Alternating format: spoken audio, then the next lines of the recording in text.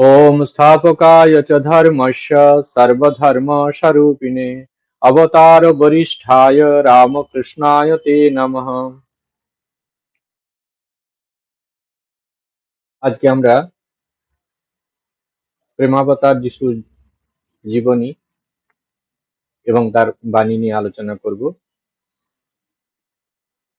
প্রেমাবতার যিশুর জন্ম 24শে ডিসেম্বর রাতে, অর্থাৎ 25শে ডিসেম্বর। তিনি পাপকে ঘৃণা করতে শিখিয়েছেন, পাপীকে নয়। গীতাতে শ্রী শ্রী ভগবান কৃষ্ণ ঈশ্বরের নরলীলা বা এই অবতার শরীর ধারণের কারণ এবং কার্য নিয়ে যে ইঙ্গিত অর্জুনকে করেছেন, তার সঙ্গে এই ঈসা মসির জীবনের কোনো মিল পাওয়া যায় কিনা সেটি নিয়ে আমরা দেখব। এরপর তার বাণীগুলিকে বেদান্তের প্রেক্ষাপটে আলোচনা করার চেষ্টা করব আমরা।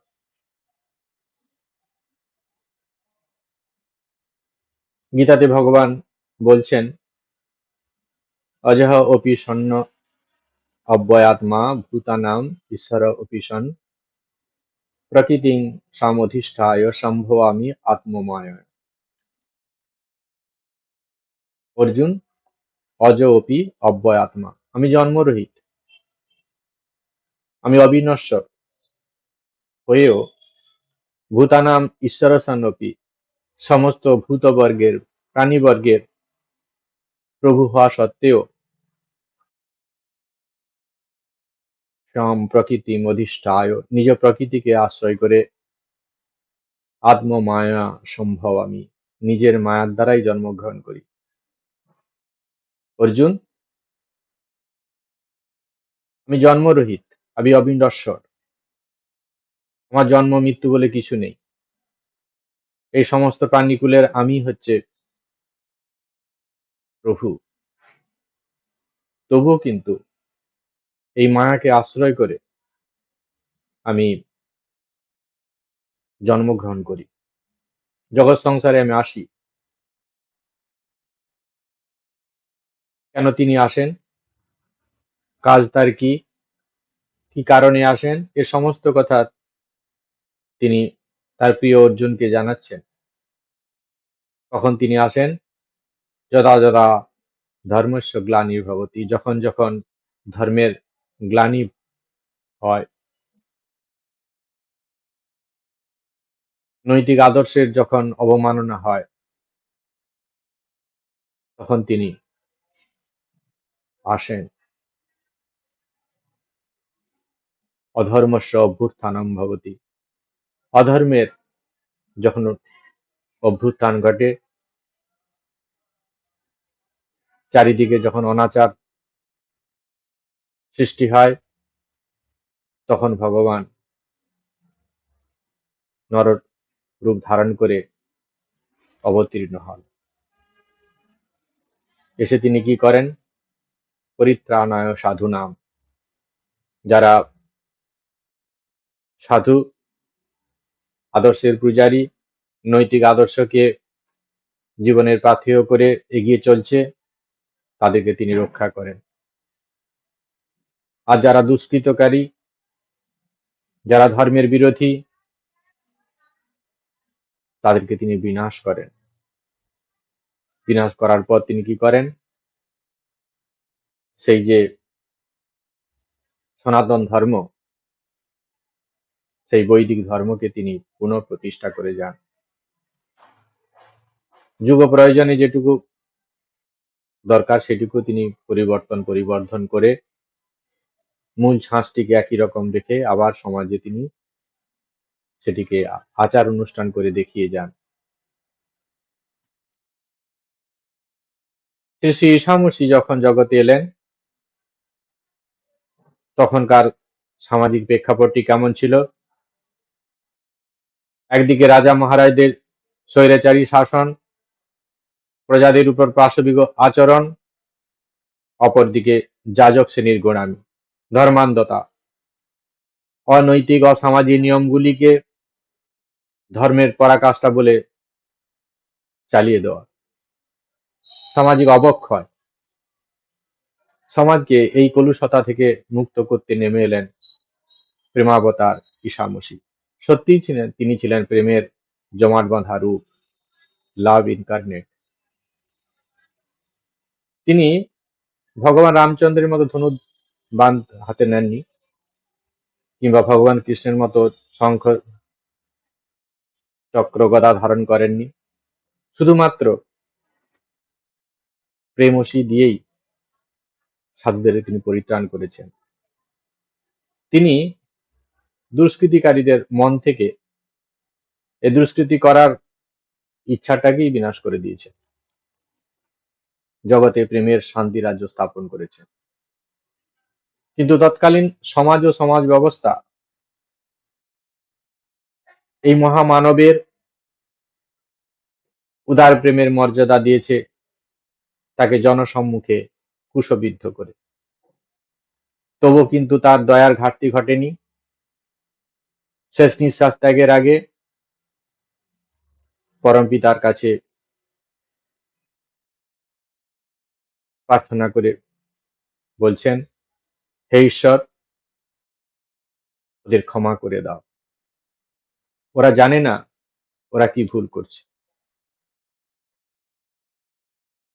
আর এই বক্তব্যের মধ্য দিয়ে পরিষ্কার হয় তিনি কত বড় মাপের মানুষ ছিলেন। ভগবান বলছেন,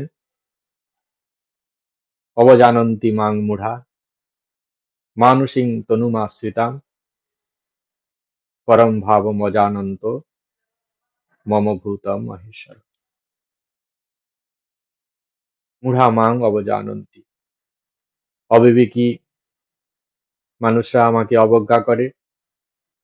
কেন অবজ্ঞা করে? তারা আমার পরম তত্ত্ব জানে না। আমি যে আসলে কে, আমার আসল স্বরূপটি তারা জানে না।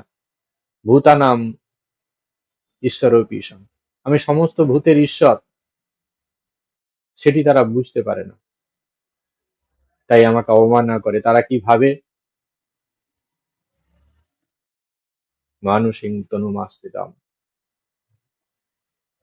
মনুষ্য দেহ আশ্রিত বলে আমাকে মনে করে। তাই সাধারণ মানুষ বলে তারা অবজ্ঞা করে আমাকে।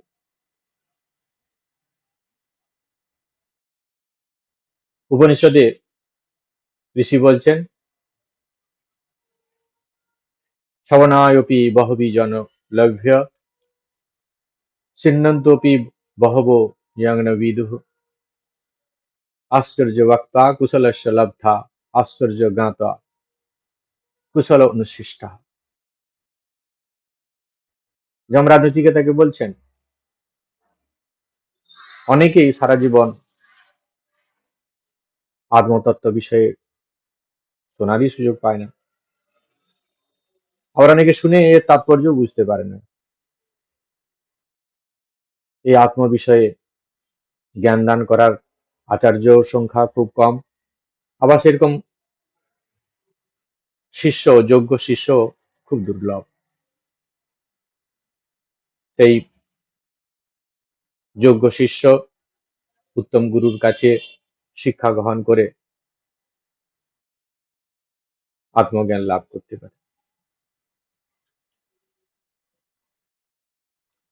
তারাই একমাত্র এই উচ্চ তত্ত্বকে ধারণ করতে পারে।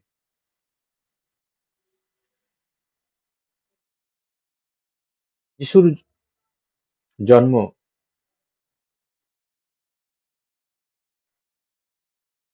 ভীষণ বিড়ম্বনার মধ্য দিয়ে তার জীবনশৈলী কেটেছে। যীশুখ্রিস্ট ছিলেন ঈশ্বরের প্রেরিত মানব জাতির ত্রাণকর্তা। তার জন্ম হয়েছিল জেরুজালেমের কাছে বেথলেহেম শহরের এক আস্তাবলে। তার পিতা যোসেফ ছিলেন একজন সূত্রধর, আর মাতা ছিলেন মেরি। উভয়েই প্যালেস্টাইনের নাজারেত নামক গ্রামে বাস করতেন। মেরি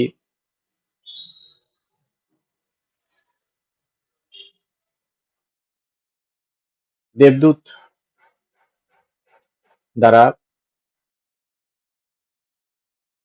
একটি আশ্চর্য শিশুর জন্ম দেবেন তিনি, এটি সংবাদ পেয়েছেন আগে থেকেই। এদিকে মেরির দিদি এলিজাবেথও স্বপ্নে একটি দৈববাণী শুনেছিলেন যে তার যে পুত্র সন্তান জন্মাবে সে হবে মেরির পুত্র যিশুর পথপ্রদর্শক, এবং তার নাম যোহান রাখার কথা সেই দৈববাণীতে বলা হয়েছে। জন্মের পর তাকে অনেক বাধা বিপত্তির মধ্যে কাটাতে হয়েছে। তার পিতা মাতা তাকে বিভিন্ন বিপত্তির মধ্য থেকে রক্ষা করেছেন। যাই হোক, ইহুদিদের কথা অনুযায়ী যখন তার বয়স 12 বছর, তখন তিনি তীর্থ করতে গেছেন জেরুজালেমের সেই, যেটি জেরুজালেম ইহুদিদের পবিত্র তীর্থস্থান, সেখানে তারা গেছেন। প্রতি বছর সেখানে উৎসব হয়। 12 বছর বয়স হলেই কেবল সেই উৎসবে যোগদান করা যায়। যিশু তখন 12 বছরের বালক। তো যোসেফ এবং মেরি যিশুকে নিয়ে জেরুজালেমে জেরুজালেমে গেলেন। হঠাৎ দেখা যাচ্ছে যে যিশুকে পাওয়া যাচ্ছে না। তারা এদিক ওদিক তন্ন তন্ন করে খুঁজলেন। শেষে তারা দেখতে পেলেন যে যিশু একজন বিদগ্ধ পণ্ডিতের সঙ্গে শাস্ত্র নিয়ে গভীর আলোচনারত। তার মা বিরক্ত হয়েছেন যে আমরা তোমাকে বিভিন্ন জায়গায় খোঁজাখুঁজি করছি, আর তুমি এখানে বসে আছো। যিশু তার স্বভাব সিদ্ধ ভঙ্গিতে উত্তর দিচ্ছেন, তোমরা আমাকে খুঁজে বেড়াচ্ছ কেন? তোমরা কি জানো না যে আমাকে প্রভুর কাজ করতে হবে? উৎসব উপলক্ষে মন্দিরে যে পশুর বলি হচ্ছে, সেই দৃশ্য যিশু কিছুতেই মেনে নিতে পারছেন না। পূজা তার কাছে অর্থহীন মনে হয়েছে।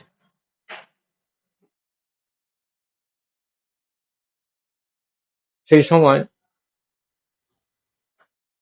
জুডিয়ার শাসনকর্তা ছিলেন প্যান্টিয়াস পাইলেট। তার শাসনে কিছুদিনের মধ্যেই বিভীষিকা শুরু হয়। এই সংকটের সময় প্যালেস্টাইনে এক নূতন ধর্মগুরু আবির্ভাব হল। সেই ধর্মগুরু ছিলেন মেরির দিদি এলিজাবেথের পুত্র যোহান।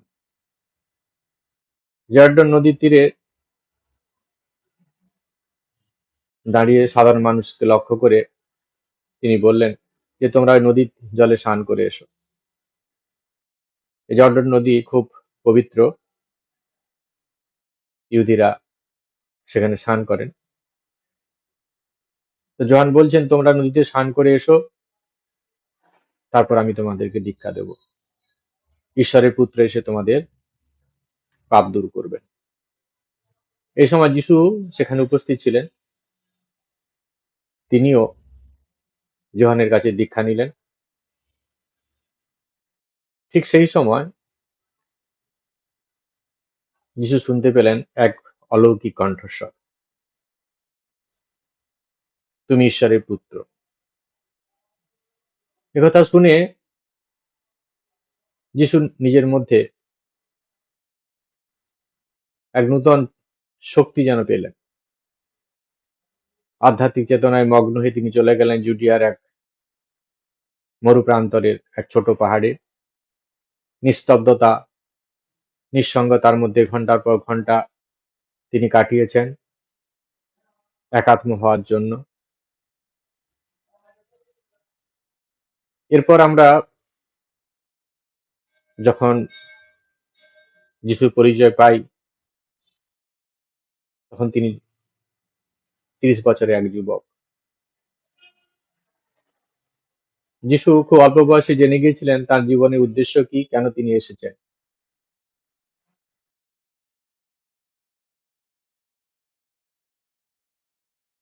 তিনি তার সেই সাধন পর্ব শেষ করে ধর্মপ্রচারের উদ্দেশ্যে রাস্তায় বেরিয়ে গেছেন।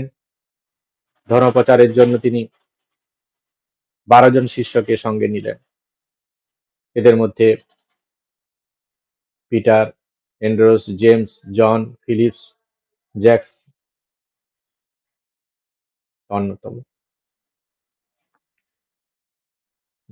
যিশু প্রতিবেশীকে ভালোবাসার কথা বলছেন।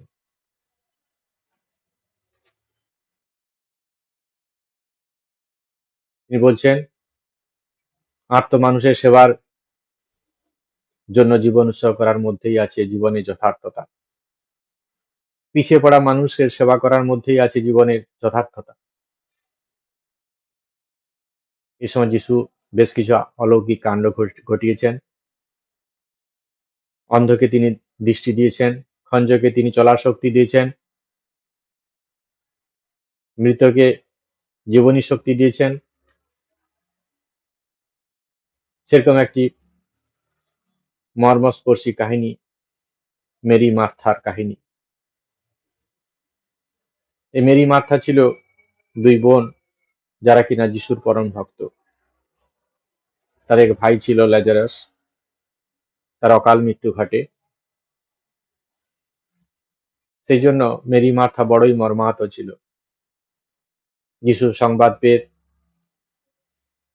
তাঁর পায়ের কাছে তাদের দুঃখ নিবেদন করেছেন। কান্নায় বিভোর হয়ে গেছেন। তাদের এই বিমর্ষ ভাব দেখে দয়াল প্রভু যিশু নিজেকে সম্বরণ করতে পারেন। কিছু সময়ের জন্য তিনি ঈশ্বরের সঙ্গে একাত্ম হয়ে ছুটে গেছেন ল্যাজারাসের সমাধিস্থানে। তারপর ল্যাজারাসকে বেরিয়ে আসার অনুমতি দিলেন। সঙ্গে সঙ্গে ল্যাজারাস প্রাণ ফিরে পেলেন। এরকম অনেক অদ্ভুত লীলা তিনি করেছেন। কিন্তু যাজক সম্প্রদায় এবং কিছু কিছু স্বার্থান্বেষী প্রভাবশালী মানুষ যিশুর এই জনপ্রিয়তাকে মেনে নিতে পারেননি। যিশুকে বন্দী করার জন্য ফরাসি ও ইহুদি পুরোহিতরা উঠে পড়ে লাগলো। অবশেষে যিশুরই এক বিশ্বাসঘাতক শিষ্য জুডাস কিছু অর্থের বিনিময়ে তাকে সেই পুরোহিতদের হাতে তুলে দিয়েছে। নিজেকে ঈশ্বরের পুত্র বলে প্রচার করে যিশু ঈশ্বরের অবমাননা করেছেন। এই অপরাধে তাকে ক্রুশবিদ্ধ করে মৃত্যুদণ্ডে দণ্ডিত করা হয়। যিশু হাসি মুখে তা মেনে নিলেন। অমানসিক সেই যন্ত্রণা যিশু নির্বিকার ভাবে সহ্য করলেন। পাপীদের উদ্দেশ্যে ঈশ্বরকে বললেন, পিতা, এরা জানে না এরা কি করছে, এদের ক্ষমা করো। ক্যালভারি উদ্যানে যিশুকে সমাধিস্থ করা হলো। দুই বোন মেরি মার্থা সেই সমাধিস্থলে থেকে গেলেন। 3 দিন পর সোমবার তাদের এক অদ্ভুত আধ্যাত্মিক অনুভূতি হলো। দেবদূতের কণ্ঠে যিশুর পুনরাবির্ভাবের কথা তারা শুনতে পেলেন। সঙ্গে সঙ্গে ভয়ও এলো, আবার আনন্দও তারা পেয়েছেন। এইরকম একটা ভয় আনন্দ মিশ্রিত মন নিয়ে ছুটে চলছেন গ্যালিলিতে তার শিষ্যদের কথা এই সংবাদ দিতে। পথের মধ্যে আবার যিশু দর্শন হয়েছে, তারা তার পদতলে বসে উপাসনা করছেন। সেই যিশুর নির্দেশ মতো তারা সমস্ত ভক্তদের কাছে সংবাদ পৌঁছে দিলে যিশু গ্যালিলিতে এক পাহাড়ের উপর সর্বজন সমক্ষে পুনরায় আবির্ভূত হলেন। তিনি তাদের আশীর্বাদ করলেন, তাদের সঙ্গে কথা বললেন এবং তার বাণী জগতে প্রচার করার নির্দেশ দিলেন। তিনি অন্তর্ধান হওয়ার আগে তিনি সকলকে এই বলে আশ্বাস দিলেন, এই পৃথিবীর শেষ দিনটি পর্যন্ত তিনি তাদের সঙ্গেই থাকবেন।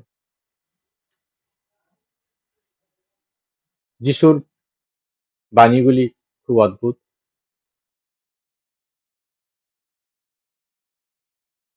নম্র আত্মারাই ধন্য, কারণ স্বর্গরাজ্য তাদের মধ্যে আছে। আমরা যদি গীতাতে দেখি, সেখানে ভগবান কৃষ্ণ বলছেন, শ্রদ্ধাবান লভতে জ্ঞানম তৎপর সংযতেন্দ্রিয় জ্ঞানম লব্ধা পরাম শান্তি অচিরেণ অধিগচ্ছতি। যে শ্রদ্ধাবান, বিনয়শীল, যারা ইন্দ্রিয়কে সংযত করতে পেরেছে, তারাই সেই পরম জ্ঞান লাভের অধিকারী, এবং অচিরে তারা পরম জ্ঞান লাভও করে। আর পরম জ্ঞান লাভ করার পরে, পরম তত্ত্ব লাভ করার পরে শাশ্বত শান্তি তারা পায়। তাই আমরা যদি পরম জ্ঞান লাভ করতে চাই, ঈশ্বরের সঙ্গে একাত্ম হতে চাই, স্বর্গরাজ্যে বাস করতে চাই, এখানে স্বর্গ বলতে ঈশ্বরের সঙ্গে স্বধামে বাস করতে চাই, তাহলে আমাদের নম্র ও বিনয়ী হতে হবে। এই নম্রতার মধ্যেই আছে আধ্যাত্মিকতার চাবিকাঠি। তো প্রভু যিশুর যে বাণী আর গীতার যে উপদেশ ভগবান কৃষ্ণের, সেখানে কোনো পার্থক্য নেই, একই কথাই বলা হচ্ছে। এরপর যিশু বললেন, শোকার্ত ব্যক্তিরাই ধন্য, কারণ তারা সান্ত্বনা পাবে। এখানে শোক বলতে শোকাতর, যারা সেই আধ্যাত্মিক শক্তি লাভের জন্য, ঈশ্বর লাভের জন্য, আত্মজ্ঞান লাভ করার জন্য যারা উৎসুক, সেই ঈশ্বর লাভ হচ্ছে না বলে, আত্মজ্ঞান লাভ হচ্ছে না বলে যারা শোকার্ত, তারা ধন্য, কারণ তারা একদিন সান্ত্বনা পাবে। ভগবান শ্রী শ্রী ঠাকুর রামকৃষ্ণদেব বলছেন, ছেলের জন্য ঘটি ঘটি কান্নাকাটি করে, ঈশ্বর লাভ হচ্ছে না বলে তো কেউ কান্নাকাটি করে না। ঈশ্বর লাভ হচ্ছে না বলে কে কান্নাকাটি করে?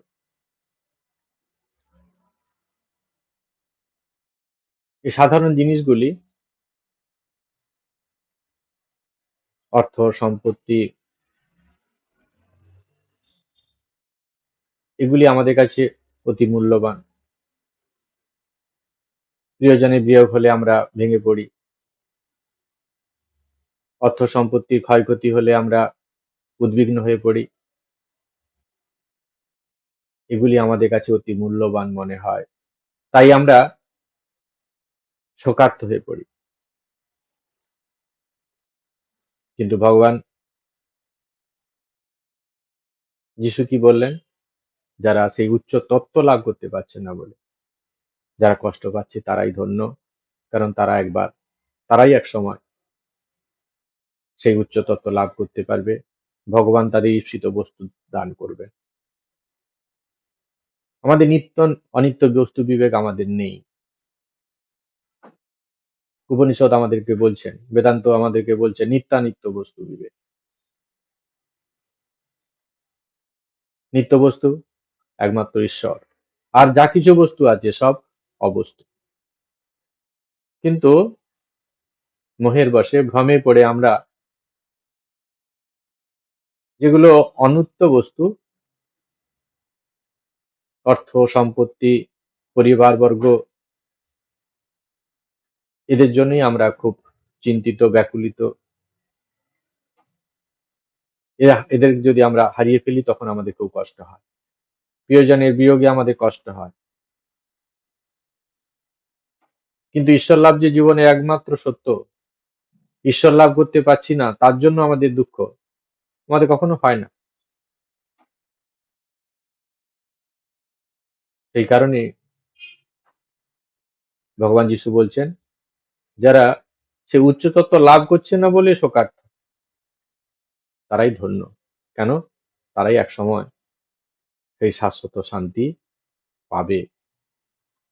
এরপর তিনি বলছেন, অহংকার শূন্য ব্যক্তিরাই ধন্য, তারাই পৃথিবীর অধীশ্বর হবে। অহংকার বলতে ঠিক কি বোঝায়? সহজ কথায়, অহম করতি ইতি অহংকার, আমি করছি। এই পরব্রহ্ম পরমাত্মা মাকে আশ্রয় করে চিৎ শক্তি রূপে কাজ করছে। তিনি সবকিছুর পেছনে কারণ রূপে আছেন বলেই সমস্ত কিছু চলছে। আর তো সমস্ত কিছু জড়, যা কিছু দেখছি পঞ্চভৌতিক পদার্থ, তিনি কারণে আছেন পেছনে, তাই সমস্ত কিছু ক্রিয়াশীল মনে হচ্ছে। কিন্তু অহংকারের বশে আমি করছি এই ভাব জেগে ওঠে। ঠাকুর বলছেন, আমি মরলে ঘুচিবে জঞ্জাল। এই আমি কারণে, এই আমি বোধের কারণে আমরা ভগবান থেকে নিজেকে আলাদা করে ফেলেছি। জগৎ ঈশ্বরময়, সর্বম খলুদং ব্রহ্ম। কিন্তু এই যে আমার অহংকার, এই আমার অহংকারই আমি ঈশ্বর থেকে আমাকে আলাদা করে দিয়েছি। এই অহংের জন্য আমি ঈশ্বর থেকে আমি আলাদা হয়ে গেছি। এই জগৎ সংসারে কিছুই নেই, অন্য কোনো জিনিস নেই, ঈশ্বরই শুধু পরিব্যাপ্ত। ঈশ্বর দ্বারা সমস্ত পরিব্যাপ্ত। ঈশাভাস্যমিদং সর্বম যৎ কিঞ্চ জগতে অহং জগৎ। ঈশ্বর ছাড়া কোনো কিছু নেই। যে মুহূর্তে আমার আমি বোধটা জাগলো, আমি ঈশ্বর থেকে নিজেকে আলাদা করে ফেললাম। এর ফলে সুখ দুঃখের অভিব্যক্তি ঘটছে মনের মধ্যে।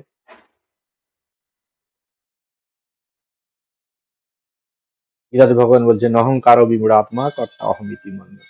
এই অহংকারে বসেই নিজেকে কর্তা বলে মনে হচ্ছে।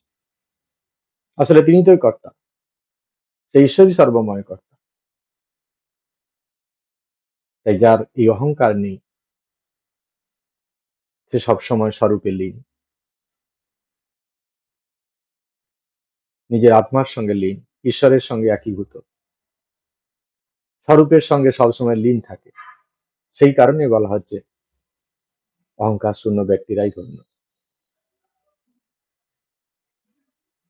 তারাই পৃথিবীর অধীশ্বর হবে। কারণ যে মুহূর্তে আমি থাকছে না, যখন জগৎ শুধু ঈশ্বরময়, আর কিছু নেই জগতে,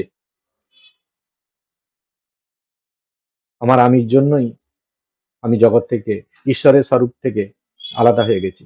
তাই আমার আমি যখন যে মুহূর্তে চলে যাচ্ছে, আমি আবার স্বরূপের সঙ্গে মিশে যাচ্ছি, তখনই আমি অধীশ্বর,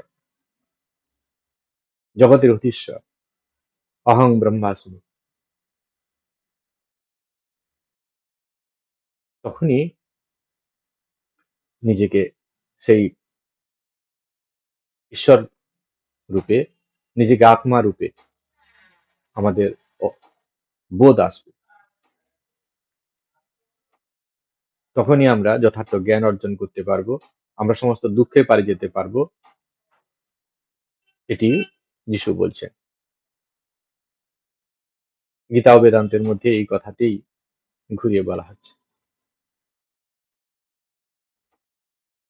এরপরে তিনি বললেন কি, ধর্মের জন্য যারা ক্ষুধার্ত বা তৃষ্ণার্ত, তারাই ধন্য, কারণ তাদের হৃদয় পূর্ণ হবে। তিনি বলছেন, প্রার্থনা করো, তাহলেই তোমাদের দেওয়া হবে। অন্বেষণ করো, তাহলে তোমরা দেখতে পাবে। ধাক্কা দাও, তাহলেই দরজা খুলে যাবে।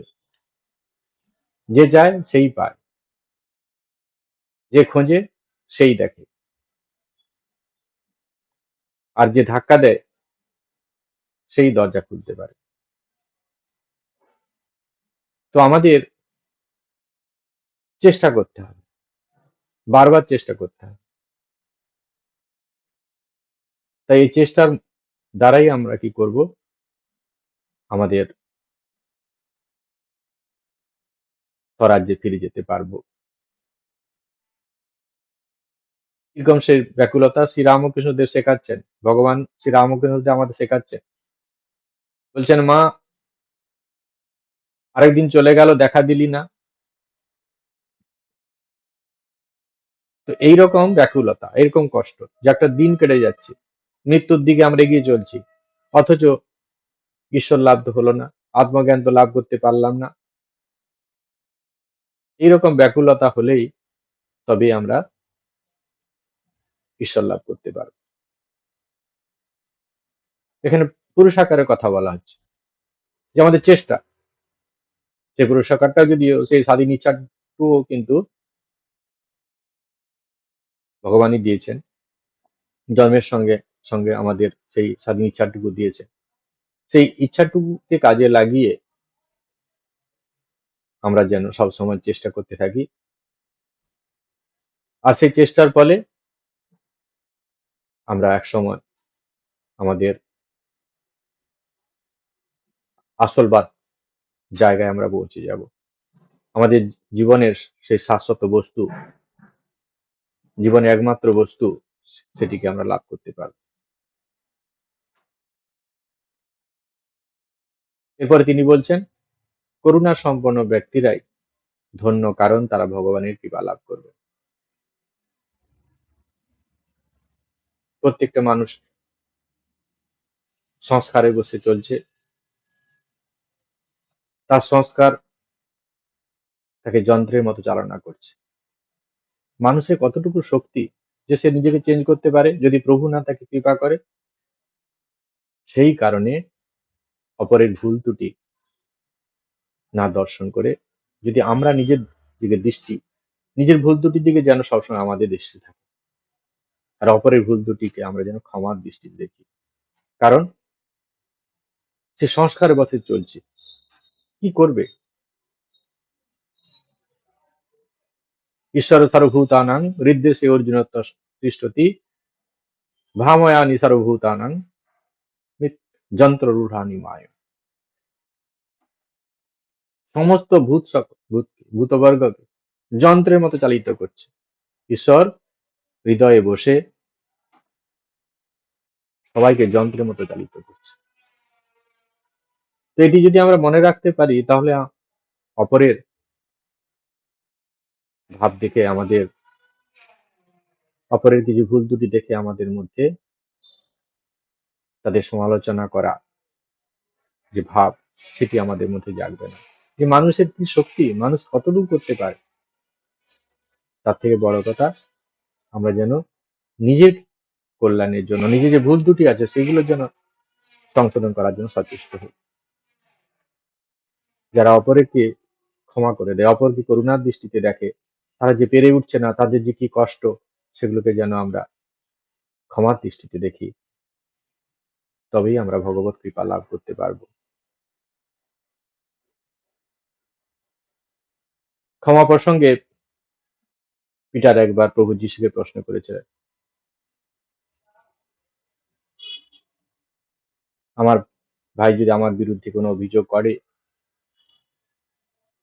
তার যদি ভুল ত্রুটি থাকে, আমরা কতবার ক্ষমা করব? 7 বার? যিশু বলেন 77 বার। আসলে এটি আক্ষরিক অর্থে বলা হচ্ছে না, এর অর্থ বারবার আমরা যেন সবসময় চেষ্টা করি সবাইকে ক্ষমা করে দিতে। আর যতই আমরা অপরকে ক্ষমা করতে থাকবো, এই ধর্ম যত আমাদের মধ্যে বৃদ্ধি পাবে, ততই আমাদের হৃদয়ের বিকাশ ঘটবে। কারণ দোষে গুণে ভরা তো মানুষ, তাই আমরা যত অপরকে ক্ষমা করব, আমাদের মনটা তত বিশাল হয়ে উঠবে। আর কারণ বিশালতার মধ্যেই তো ঈশ্বর। ঈশ্বর তো ভূমার মধ্যেই ঈশ্বর, বিরাট রূপে তিনি আছেন। তাই হৃদয়ের প্রকাশ মানে আমার ঈশ্বরের সঙ্গে সংযুক্তি আরো বেশি হচ্ছে, আমরা আমার স্বরূপের দিকে এগিয়ে চলছি।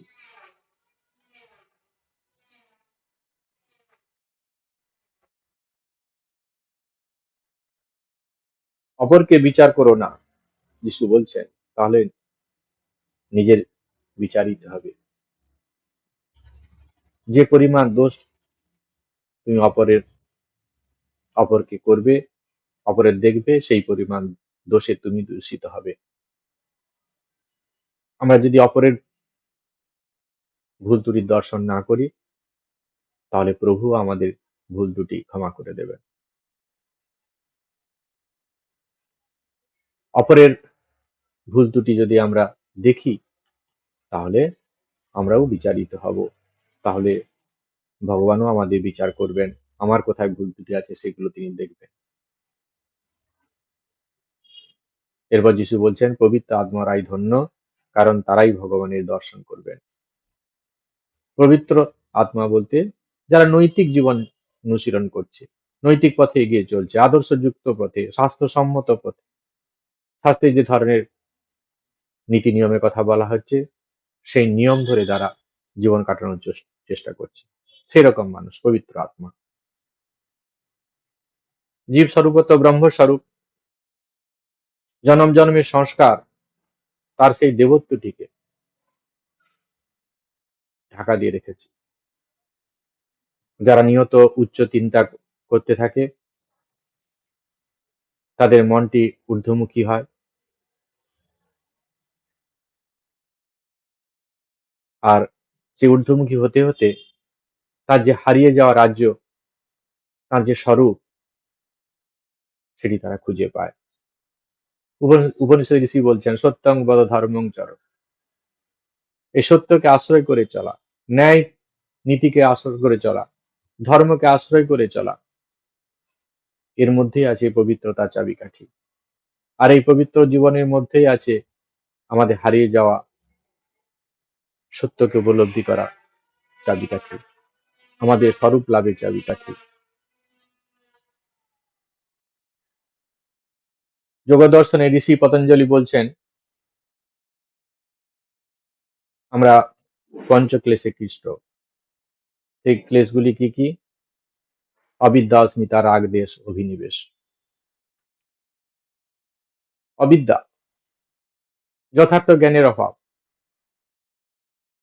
ঈশ্বর আমাদের অন্তরে বাইরে সমস্ত জায়গা আছে, ঈশ্বর সত্য বস্তু, কিন্তু ভ্রমে আমরা বুঝতে পারছি না। বহুত্বের প্রতীতি হচ্ছে আমাদের, এই ভ্রমাত্ম জগৎকে আমাদের সত্য মনে হচ্ছে, আসল সত্য বস্তুকে মিথ্যা মনে হচ্ছে, আর যেগুলো মিথ্যা ভ্রম সেগুলোকে সত্য মনে হচ্ছে। এই অবিদ্যা, এই অবিদ্যাই আমাদের দুঃখের কারণ। পঞ্চভৌতিক পদার্থগুলোকে আমাদের রূপ রস গন্ধে ভরা, সেগুলোর দিকে মন যাচ্ছে, তা পরিবর্তনশীল হওয়ার জন্য সেগুলো কিছুদিন পরে পরিবর্তন হয়ে যাচ্ছে, আর তাদের প্রতি আকৃষ্ট আমরা হওয়ার ফলে কিছুদিন জন্য পাচ্ছি, আবার কিছু সময় ব্যবধানে সেগুলোকে আমাদের ছাড়তে হচ্ছে। প্রথমের দিকে আনন্দ পাচ্ছি, আবার যখন ছেড়ে চলে যাচ্ছে তখন আমার জীবন থেকে কষ্ট আসছে। এই অবিদ্যা, এই অবিদ্যা থেকে থেকে আমাদের মুক্ত হতে হবে। অস্মিতা, অহংকার, এই অহংকার আমাদেরকে কি করছে?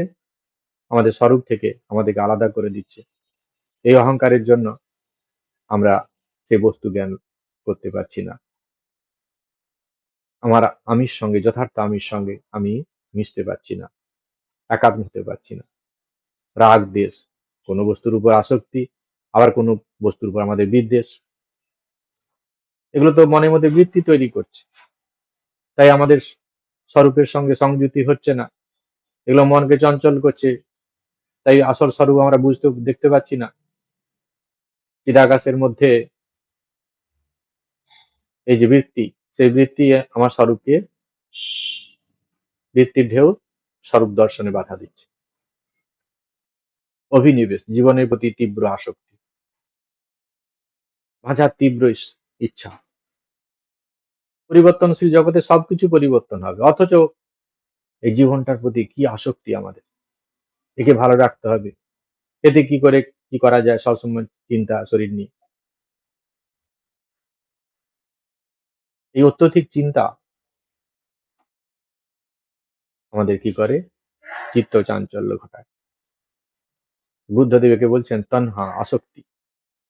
এই পঞ্চকেশ থেকে যদি আমরা মুক্ত হতে পারি, তাহলে কিন্তু আমাদের মধ্যে দৈবী গুণের স্ফুরণ ঘটবে। আমরা চিন্তামুক্ত হতে পারবো, বৃত্তিশূন্য হতে পারবো। আর বৃত্তিশূন্য যখনই হতে পারবো, তখনই জ্ঞান লাভ হয়ে যাবে। আত্মজ্ঞানে আমরা প্রতিষ্ঠিত হয়ে যাব, স্বরূপ দর্শন হয়ে যাবে। শান্তি সংস্থাপকরাই ধন্য, কারণ তারা ঈশ্বরের সন্তান রূপে গণ্য হবে। এই শান্ত ভাব, শান্তি কখন আসে? যখন মানুষ পূর্ণতা লাভ করে, মনের পরিপক্কতা লাভ করে। যখন মানুষ পূর্ণ হয়ে যায়, তখন তার আর কিছু চাহিদা থাকে না, কোনো কিছু আকর্ষণ থাকে না, তখন তার মধ্যে কোনো বৃত্তিও থাকে না। যখন কোনো চাহিদা থাকে, তখন এই চাওয়ার জন্যই মনে ঢেউ উঠছে, এটা চাই ওটা চাই। কিন্তু যার কোনো চাহিদা নেই, তার মধ্যে মনের মধ্যে কোনো বৃত্তিও নেই, তখন মন শান্ত। আর মন শান্ত হলে আমরা স্বরূপের সঙ্গে লীন হয়ে যেতে পারবো।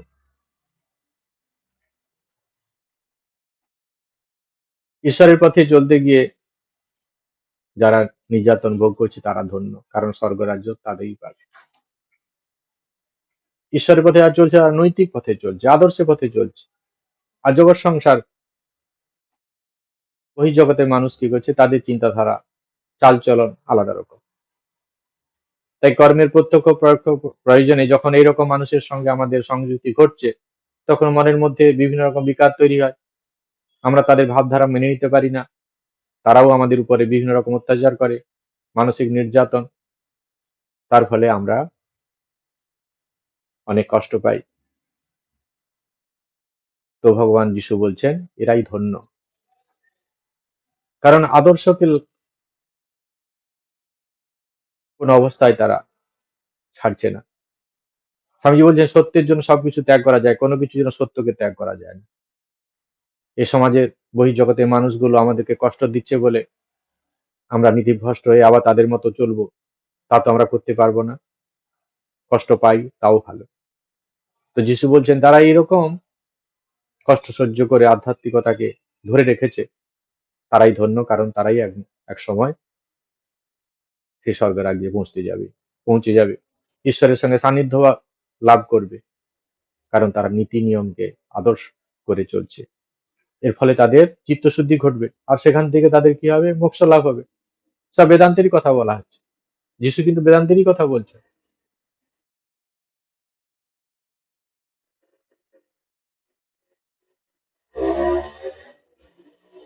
আরেকটি কথা যিশু বলছেন, যে ভগবানের সামনে তুমি ভোগ নিবেদন করতে যাচ্ছ, তার পূজা করতে যাচ্ছ, এই সময় কারো বিরুদ্ধে তোমার কিছু অভিযোগ এসেছে, মনের মধ্যে কোনো কিছু অভিযোগ এসেছে কারো সম্বন্ধে, তুমি যাও, আগে তার সঙ্গে মৈত্রী স্থাপন করো, তার তার সঙ্গে যে ঝামেলা হয়েছে সেটা মিটমাট করে নাও, তারপর ভগবানের পুজো করো, তাকে নৈবেদ্য নিবেদন করো। কেন না, যখন আমরা ওগুলো না করে প্রভুর কাছে বসবো, তখন মনের মধ্যে বৃত্তি আসবে। আমরা নিজেরও দেখেছি, যখন আমরা ধ্যান যোগ করি তখন মন আস্তে শান্ত হয়, আর সেই শান্ত মনে দিনে যা কিছু ঘটেছে সবগুলো ওইগুলো সময় এসে, যখন মন শান্ত হতে চেষ্টা করছে, যা সমস্ত ঝামেলাগুলো যে যা কিছু ঘটছে সেগুলো আসে আমাদের মনের মধ্যে। তাই যিশু বলছেন যাকে সবার সঙ্গে মৈত্রী ভাব স্থাপন কর, সবার সঙ্গে মিটমাট করে নাও, তাহলে কি হবে, এই বৃত্তিগুলো খুব কম আসবে। কারণ যখনই আমরা উচ্চ চিন্তা করব, তখন যদি এই বৃত্তিগুলো আসে, তাহলে তো আমাদের মনটিকে ঊর্ধ্বমুখী করতে দেবে না, এই বিষয়মুখী করে রাখবে। এরকম সাধারণ বিষয় যদি আমাদের মনে চলতে থাকে, তাহলে আমাদের উন্নতি হবে না, আত্ম উত্তরণ ঘটবে না। সেই কারণে প্রভু আমাদের উপদেশ দিচ্ছেন যে কোনো কারোর সঙ্গে যদি এরকম ঝামেলা থাকে, আগে মিটমাট করে নাও, তারপর তুমি সাধন ভজন করো।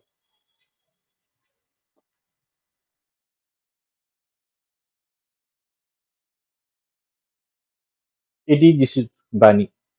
আমরা দেখতে পেলাম যাহা কিছু ভগবান যিশু বলছেন সেটা কিন্তু বেদান্তেরই কথাবার্তা, তিনি তার মতো করে ভাষায় বলছেন। সেন্ট জন কৃত বাইবেল, সেখানে আমরা যে সৃষ্টির তত্ত্ব কথা পাই, সেখানে সেই সৃষ্টির মধ্যে শব্দের কথা আছে, শব্দ থেকে ঈশ্বর তৈরি হয়েছে।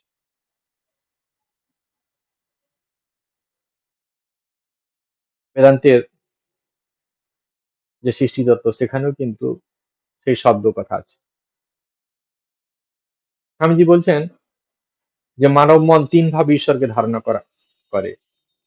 প্রথম অবস্থাতে, অর্থাৎ যারা সাধারণ মানের, তারা ভাবেন ঈশ্বর স্বর্গলোকে বাস করেন, এইভাবে তারা পূর্ণ সর্জন করেন। দ্বিতীয় প্রকার মানুষ ভাবে ঈশ্বর সর্বব্যাপী, তবে মানব হৃদয়ে তার বিশেষ প্রকার। যখন আরো উত্তরণ হয়, তখন তিনি ঘোষণা করেন কি, ঈশ্বর আর আমি অভিন্ন। স্বামীজি বলছেন ঈশ্বর সম্বন্ধে এই যে প্রত্যেকটা ধারণা, এগুলি কিন্তু প্রত্যেকটাই ঠিক, এগুলোকে মিথ্যা বলে উড়িয়ে দেওয়া যায় না। কারণ মানুষ কখনো মিথ্যা বা ভ্রম থেকে সত্যে গমন করে না, বরং নিম্নতম সত্য থেকে ঊর্ধ্বতম সত্যে সবসময় আহরণ করছে। স্বামীজি একটি ছোট উদাহরণ দিলেন যে দেখো, সূর্য এখান থেকে ছোট দেখাচ্ছে, এখন যেখান থেকে যদি আমরা ফটো নেই, ছোট্ট একটি সূর্য দেখা যায়। কিন্তু আমরা যদি 10 লক্ষ মাইল এগিয়ে যাই এবং সেই গতিপথের প্রত্যেকটি জায়গা থেকে আলাদা আলাদা করে সূর্যের চিত্র সংগ্রহ করি, তবে দেখব যে তাদের মধ্যে অনেক পার্থক্য, কিন্তু সেই একই সূর্যকে কিন্তু প্রকাশ করছে। সেই রকম ভাবে উচ্চতর বা নিম্নতর সব ধর্মপ্রাণীগুলি সেই অনন্ত জ্যোতির্ময় ঈশ্বরের নিকটে পৌঁছানোর বিভিন্ন সোপান। তাই পার্থক্যের মধ্যে শুধু এইটুকু, কোনো কোনো ধর্মে ঈশ্বরের সমান ধারণা খুব উচ্চমানের, আবার কোনো কোনো ধর্মে ঈশ্বর সম্বন্ধে এই ধারণা খুব নিম্নমানের। অধিকারী ভেদে মহান মানবরা তারা বিভিন্নভাবে শিক্ষা দেন, যে যেমন অধিকারী সেই দিক দেখে তিনি শিক্ষা দেন। ভগবান যিশু তিনটি ভাবে এরকম শিক্ষা দিতেন। সাধারণের জন্য তিনি প্রার্থনা করার শিক্ষা দিতেন, অপেক্ষাকৃত যারা একটু উচ্চ পর্যায়ে তাদের জন্য বলতেন, আমি তোমাদের মধ্যে বর্তমান, আমি আমার পিতাতে, তোমরা আমাতে। আবার কোন কোন স্থানে তিনি বলছেন, আমিও আমার পিতা অভিন্ন। বৃহদারণ্যক উপনিষদে বলা হচ্ছে অহং ব্রহ্মাস্মি। ছান্দোক্য উপনিষদের মধ্যে বলা হচ্ছে তত্ত্বমসি। মান্ডুক্য উপনিষদে বলা হচ্ছে অয়নাথ মহাব্রহ্ম।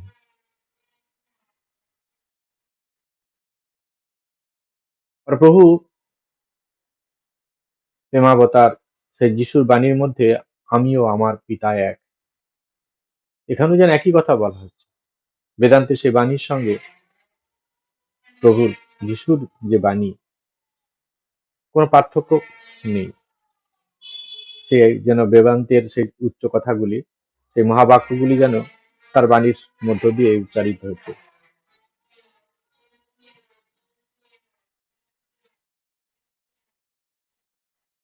এখন আমরা দেখবো যে রামকৃষ্ণ মিশনে এই 24শে ডিসেম্বর দিনটি কেন পালন করা হয়, তাৎপর্য কি? 1887 খ্রিস্টাব্দে ঠাকুরের স্থূল শরীর চলে গেছে, তিনি নরলীলা শেষ করে চলে গেছেন। নরেন্দ্রনাথ, স্বামী বিবেকানন্দ কিভাবে ঠাকুরের সেই সমস্ত ত্যাগী সন্তানদের সংঘবদ্ধ করা যায়, এই নিয়ে খুব চিন্তার মধ্যে আছে। এমন সময় আটপুর থেকে স্বামী প্রেমানন্দজির মা ঠাকুরের ত্যাগী সন্তানদের ডেকে পাঠাচ্ছেন। তারা সেখানে গিয়ে ত্যাগ, তপস্যা, শাস্ত্রাদি পাঠ নিয়ে দিন কাটাচ্ছেন। একদিন রাত্রিতে স্বামীজি প্রভু প্রেমাবতার যিশুর বাণী ও আদর্শ নিয়ে আলোচনা করছেন। এই আলোচনাতে এমন বৈরাগ্য তাদের মধ্যে তৈরি হলো, তারা ঠিক করে ফেললেন যে ঠাকুরের নাম নিয়ে তারা সারা জীবন এই সন্ন্যাস নিয়ে জীবন কাটাবেন, বৈরাগ্য নিয়ে জীবন কাটাবেন। তো ধুনি জ্বালিয়ে কি হচ্ছেন, স্বামীজি সহ আরো 9 জন গুরু ভাই ত্যাগের জীবন গ্রহণ করবার জন্য ব্রত নিয়েছে। ওই দিনটি যে 24শে ডিসেম্বর রাত্রি ছিল, তারা কিন্তু তা জানে না। কেন এত তারা গভীর ধ্যানে শাস্ত্রাদির পাঠের মধ্যে দিন কাটাতেন? দিনক্ষণ তাদের সমস্ত ভুলে গেছে তারা। পরের দিন তারা জানতে পারে এটি 24শে ডিসেম্বর ছিল, অর্থাৎ যিশু যেদিন রাত্রিতে জন্মগ্রহণ করেছে। সেই কারণে এই দিনটি রামকৃষ্ণ মিশনে এত তাৎপর্যপূর্ণ। যেন ওই দিনই রামকৃষ্ণ মিশন যেন শুরু হয়ে গেছে, রামকৃষ্ণ মিশন সঙ্গে যেন শুরু। আমরা যিশুর জন্মদিন পালন করি, কিন্তু তার বাণীগুলিকে, তার জীবনশৈলীকে যদি আমরা নিজের ব্যক্তিগত জীবনে নিয়ে আসি, সেগুলোকে অনুশীলন করে আমাদের মনটিকে ঊর্ধ্বমুখী করি, সবার প্রতি সমদর্শিত্ব নিয়ে আসি, তবেই বোধহয় তার প্রতি আমাদের যথার্থ সম্মান জানানো হবে, যথার্থ শ্রদ্ধা জ্ঞাপন করা হবে। আজকে এই পর্যন্ত। ভালো থাকুন, আনন্দে থাকুন। ওম শান্তি শান্তি শান্তি। হরি ওম তৎসৎ। শ্রীরামকৃষ্ণার্পণমস্তু।